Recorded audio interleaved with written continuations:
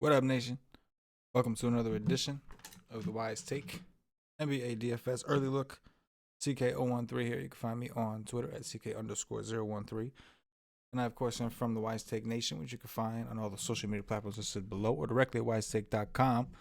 If you're looking to take your DFS game to the next level, we are a premium DFS content provider as well as a DFS community design to help make you a better DFS player. Check us out, WiseTake.com. That being said, if you're new to the channel, welcome. Please hit the notifications bell, subscribe. Don't miss out on any of the content we put out on YouTube or iTunes, Podbean, Spotify, any of the audio-only versions as well. Hit the like button. Likes really go a long way. They help us out, allow us to continue to do what we do and put out free content on the regular. And leave some comments. We'd like to hear back from you. We'd like to hear some feedback, some dialogue. I've been trying to answer the comments, the ones that make sense anyway. So leave a comment, whether it's your impression of the slate, your feedback on the slate. Obviously, these are just early looks. We do a pre-lock live stream, which we call the Y stream, 45 minutes prior to lock, up until lock, Monday through Friday, myself and Paulie D. We go into more details after we've got some news, after we've done some research, and we take you all the way up into lock. If you're a subscriber at WiseTake.com, you can try it out with a day pass. You'll get access to our projections, cheat sheets, score plays, breakdowns, all the good stuff, including that show. So go check it out. $2.50, all the cost for 1 day of NBA access. Anyway, Super Bowl hangover. DraftKings and FanDuel both got their big contest. FanDuel always has it up, the big donkey. DraftKings, a $4 donkey. You don't see them do that very often. A lot of people in it, 148,000 plus, but you're shot at $100,000 for a $4 buy-in. We got 8 games to get through. We're gonna jump right in. We got Houston and Charlotte first. We know Christian Wood is out, right? And he's going to be out for an extended period of time. Devontae Graham has been missing action for Charlotte. He's questionable currently. We'll check his status closer.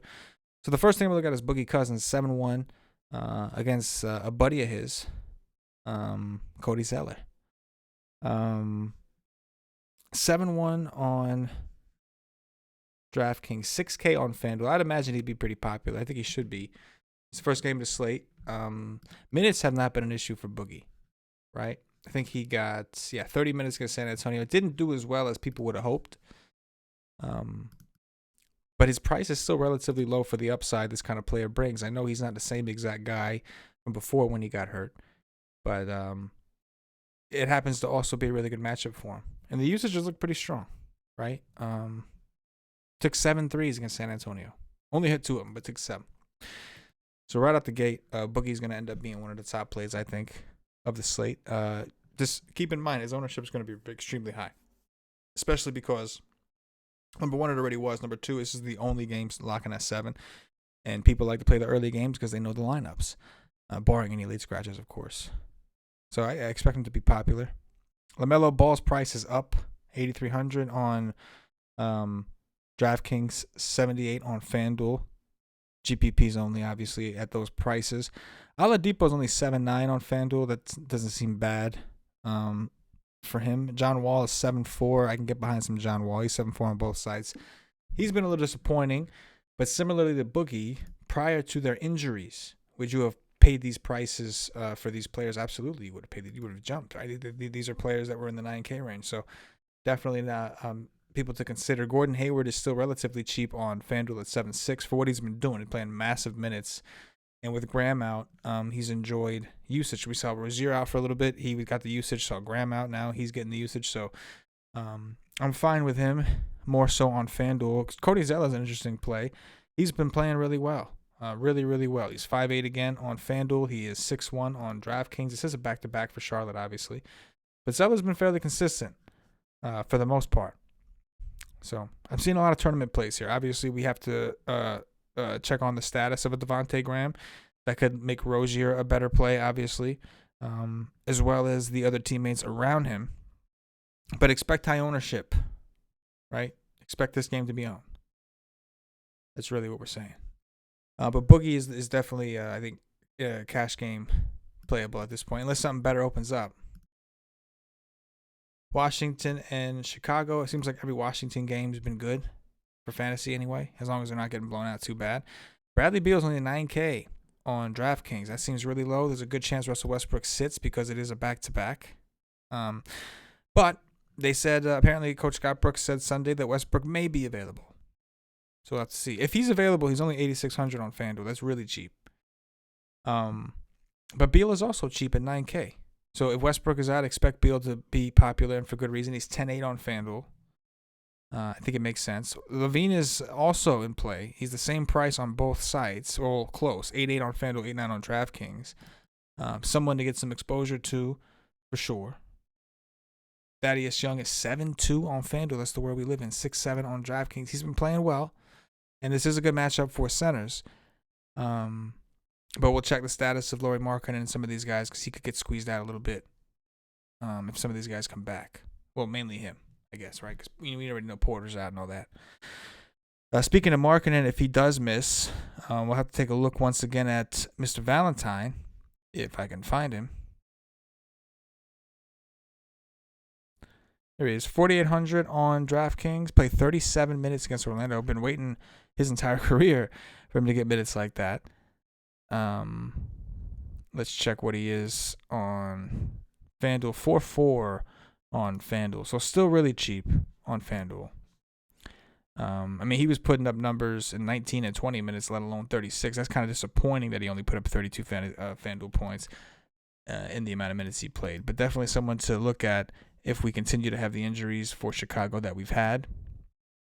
Outside of that, it's just Tournament City, right? I think that Alex Len burned everybody. He started.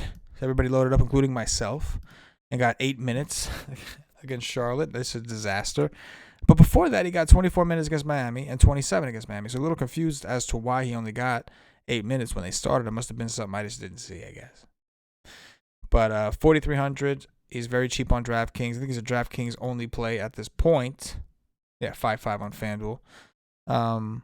But someone that, if he doesn't start, it's going to be super risky. If he starts, I think he gets a better opportunity, especially against a team that's not big, right? I think Zeller was kind of saucing him up. That could have been why he didn't play a ton.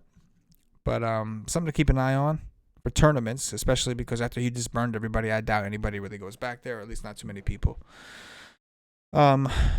Williams took full advantage of he has been taking advantage of the big minutes. He's still within reach of what he's been producing. It bothers me a little bit that he's been shooting so well, and he's just kind of hitting what would be 6x at this price on DraftKings at 5-1. On FanDuel, still extremely cheap at 4,500. I expect him to be very popular, and for good reason. But again, he's putting up these 30s, so he's getting there. But he shot really efficiently, 7-13, 7-11, and even in the game before that, 6-12.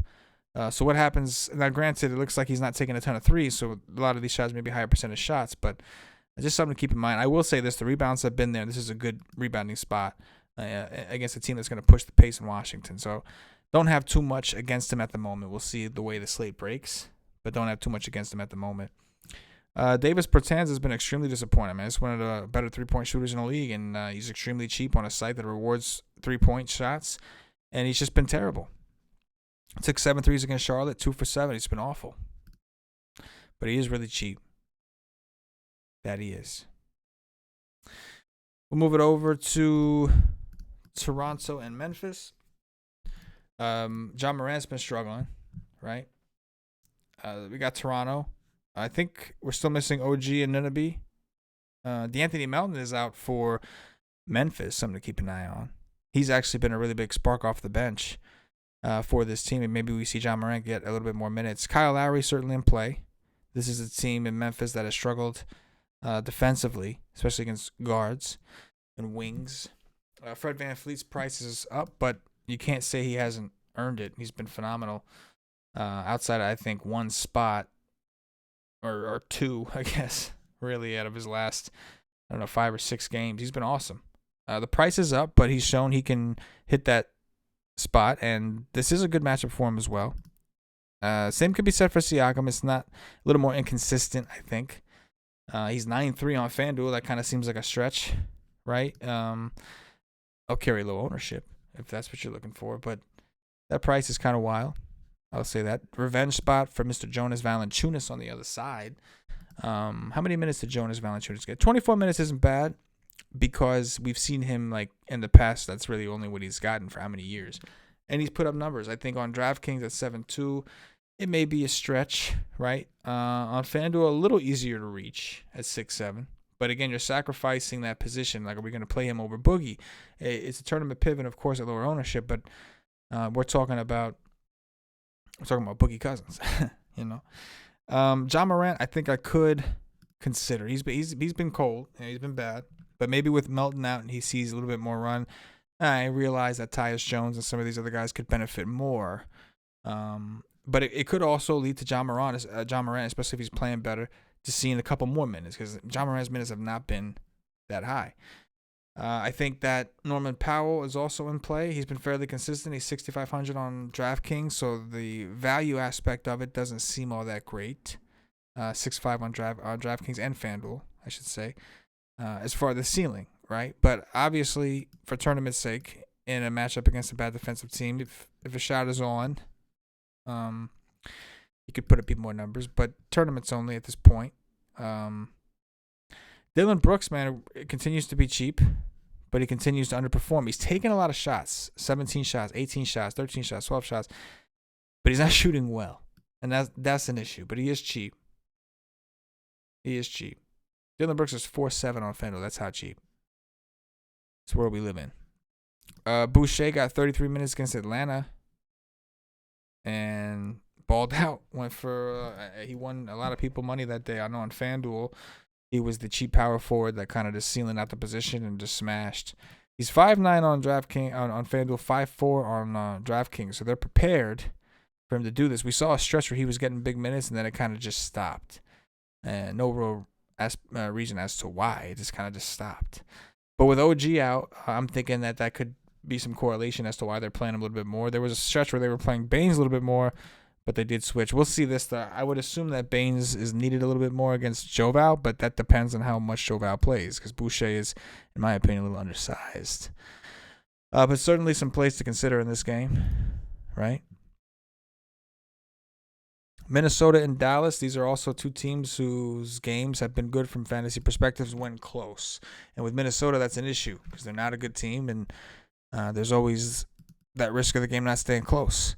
D'Lo is questionable. Karl Anthony Towns looks like he is also he's doubtful health protocols, so we'll see whenever he gets a chance to play. This is a great spot for bigs. Matter of fact, that makes you want to look at Naz Reid. 6K for Naz Reid. The minutes have been good enough for him to flash some upside. 6.1 on FanDuel and 6K on DraftKings. So you're not getting a discount exactly. It's not like a great price. But centers, bigs have been destroying Dallas all season, regardless of who's in or out. Obviously, Luka's coming off a ridiculous game against Steph Curry and is in play, of course. But his price is now up, probably to where it should have been the whole time. 11K on DraftKings, 11.4 on FanDuel. Kristaps Porzingis' price is also on the rise. Right, he put together a string of good games. Was kind of blah against Golden State. Curious as to why he only played 31 minutes against Golden State. That's not great. But it is a really good matchup.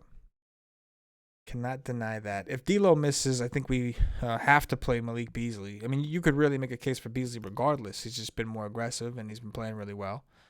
Where is he, small forward here? 6.9 on FanDuel, 6.7 on DraftKings. So it's tournaments only based off the price, but we know he's got the upside. And again, this is a bad defensive team in Dallas. So I think definitely someone that's in play, at the very least. If D'Lo plays, I do like D'Lo, to be clear, even though he's been a little bit of a disaster himself. If he does play, I'm cool with D'Lo again because of the matchup. We'll see what happens with a guy like Anthony Edwards. We knew the 40 was coming. We talked about his usage being extremely high and just not delivering, things not working out. But if he starts and gets these big minutes again, which he's gotten 30 minutes in 1, 2, 3, 4, 5 straight games, and really, I guess you could say 6 out of 7, because outside of Philly, he did get 32 against Golden State. He's someone we're going to have to consider. Price is a little bit elevated, 5.8 on FanDuel, 6.1 on DraftKings. So it's a stretch. It's definitely a stretch. And then it looks like Juancho Hernan-Gomez is questionable. We'll check his status as well. So some interesting options there. Golden State, San Antonio. Steph Curry coming off a massive performance. It's a good matchup for him, no doubt. Price is elevated, obviously, but coming off a ridiculous, what was it, 51 actual points he scored, and his team still lost. 57, I'm sorry, 57 actual points, and his team still lost. It's a damn shame. I will say this, the second time he's gone for 69 FanDuel points in 3 games. Right, did it against Boston, kind of lost in a blowout against Dallas, and then went for it again against Dallas in the rematch. Draymond Green almost triple-doubled, but he just couldn't score. But, or I guess, yeah, well, maybe I'm exaggerating. Still 15 assists, 6 steals, 4 blocks, went for 54 FanDuel points with only 2 actual points. That's how he is. That's what he does. 6'8" on DraftKings, 7-3 on FanDuel. The price is elevated. He is playing center minutes because right now this team hasn't had any centers. No Looney, no Wiseman. So I think from a minute standpoint, from a usage standpoint, he's fine. But the price is up. Now, I know he's had 2 games in a row where he's did well. Those were actually 2 really good matchups in general. And relying on a player that doesn't score at all is scary. He could score. Good. DeMar DeRozan's price is up. He's been playing well. DeJounte Murray's price is down. I can get behind some DeJounte Murray. You always worry about foul trouble whenever you know he's going to guard a guy like Steph Curry, but Curry is more of a 3-point shooter, not as much of a driver. So I think that Murray is in play. We did see Luka Doncic go nuts. Curry's never been known for his defense. We'll see what they do with Jakob Poeltl. The Spurs can go small if they want to. But if they decide to try to match up, Poeltl could end up being a matchup issue for Golden State. I guess it's really going to depend on who's leading the game that's going to dictate the pace. Keldon Johnson has been disappointing over his last 2 games. The worst part about it is the minutes have been down. Right? That's scary. He's seen less than 30 minutes in 3 of his last 4 games. That's the worrisome part. But the price on FanDuel is still low. We know he's got upside. Rudy Gay is only $4K. Is he barely playing these days on FanDuel? 25 minutes against Houston. I mean, I don't know. I think he's at least in the conversation, right? 4-4 on DraftKings, especially when you compare to some of the other players we looked at on his team. Something to come back to, something to consider. You get the feeling you're going to want something there. Not a whole lot of defense being played in that game, but nothing overly attractive either. Cleveland Phoenix. DeAndre Ayton, 7-6 is a decent price for FanDuel. He was just 8-3. Drummond's up to 8-2 on DraftKings. Still at 7-2 on FanDuel. This is a great spot for Drummond. This team is not good against centers. The question is what type of Drummond are we going to get? And he has had 2 games of 29 and 30 minutes, which is promising. Right? It's 7-2 on FanDuel. That's within reach. But then all of a sudden you see 23 against New York, 22 against the Clippers, and you're not really sure why. But Drummond, at least he's in a smash spot regardless. And the price on DraftKings for full run Drummond is extremely low. But the Drummond that we've been getting, the inconsistency, not really exceeding 31 minutes, I guess it's where it should be. But you still feel like it's a little low on FanDuel. Do like him there.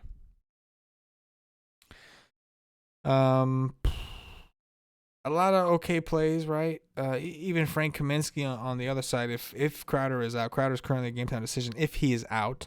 And Saric is out, who's also questionable. We could consider Kaminsky for value, though he's not that cheap anymore. So, and even in today's game, he only got, 19 minutes. Wasn't bad, but only got 19 minutes, which is just disastrous, right? JaVale McGee just hasn't been playing because they got Jared Allen, so there goes that. Good spot for Chris Paul, who's 7-5 on FanDuel, 7-6 on DraftKings. He's been playing extremely well. This is a matchup that's just really good for point guards, right? Against Garland and Sexton, who are not good for defense. Devin Booker's also in a good spot and has a good price. So I think the Phoenix side is there's definitely some nice mid-tier options. The Cleveland side, you got to figure out a little bit. Obviously, Sexton and Drummond are where you're starting, but Sexton has been a little bit of a disappointment, right? He's shown massive ceiling this year, but lately, he's been ass. Darius Garland's just okay. Cleveland's just not fun. It's never fun when you have to roster Cleveland. But we are in those situations sometimes, right? They get thin. Milwaukee at Denver. That's interesting. So Jokic and Giannis are very expensive on FanDuel, but they've earned that price tag. This game should be competitive. It's in Denver, which is always a positive for Denver. They get the little altitude advantage. Giannis is 10-9 on FanDuel, so he's under the 11K threshold. And again, I think this game could be close. Denver more of a defensive team, slow team. Milwaukee's going to try to push that pace. Looks like Jamal Murray is questionable. If Jamal Murray were to miss, then obviously Jokic gets a massive boost, but so does Will Barton, so does Michael Porter Jr. So that's going to be some news we're definitely going to want to know. But yeah, I mean, Middleton, Holiday, they're all tournament plays. I think that DraftKings did a pretty good job of pricing those guys up to where it's not like a no-brainer. You got to think about it. But like I said, if Jamal Murray's out, we'll get some guys like Michael Porter Jr. is only 5,200 on FanDuel. Will Barton's only 4,800 on FanDuel. Expect him to be popular regardless, especially with Gary Harris out.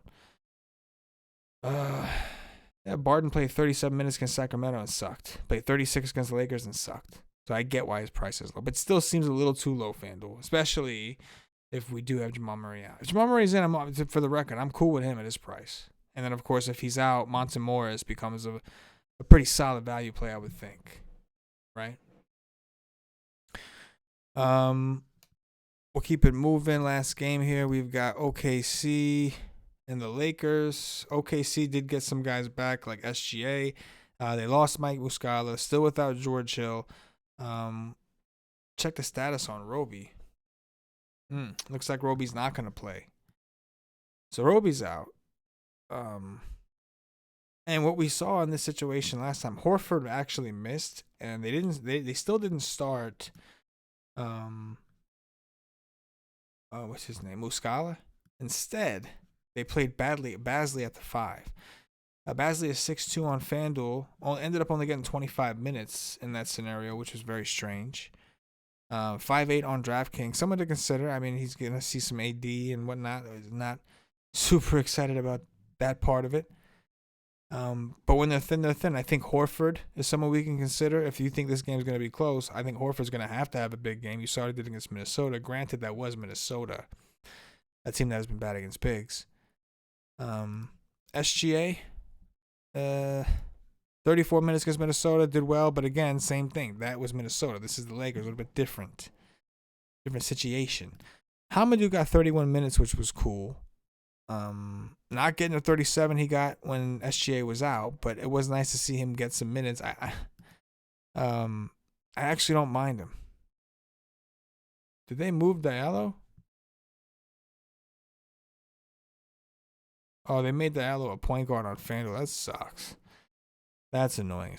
That's all hell. Maladon, a tournament play. I mean, this is a great spot for guys like Anthony Davis, right? This team got no size. So Anthony Davis in a phenomenal spot. Anthony Davis has not shown the type of usage, but maybe he gets low ownership. 9-8 on FanDuel. You don't see him under 10K very often. That's going to make me lean towards AD. 44 minutes against Detroit in overtime game. Now you need OKC to hang around. That's the scary part. So you probably want to bring back here, or Anthony Davis could just dirty up the team himself. We've seen him do things like that, but this team is a little bit more involved, right? This new Laker team. But right out the gate, I think that on both sides, AD stands out to me because he's 9-6 on DraftKings and 9-8 on FanDuel. It just seems low. I do like Horford, do like Anthony Davis. And maybe we can't get triple on DraftKings. I say DraftKings because on FanDuel, again, you can't really say you're going to consider someone unless you would really be willing to click his name over Boogie. And I'm not sure I'm there yet with Harrell. Right? I see it. Yeah. Roby is out. But on DraftKings, obviously, you can play them both because of the utility. So I'm good with it there. But definitely an interesting game, late night hammer. Maybe some things to take some shots on with tournaments. That's going to do it for the early look. Don't forget to check us out at WiseTake.com. Please hit the like button. Leave some comments. What do you think? Tell me what you think about the slate. And if you can, we really appreciate it if you could share the show. Share a link. Tell a friend. Tell an enemy. Tell anyone about the WiseTake Nation, or at least the show. Some free content. Come kick it with me. Hit the like button on your way out. For myself, the entire WiseTake Nation, as always, Good luck.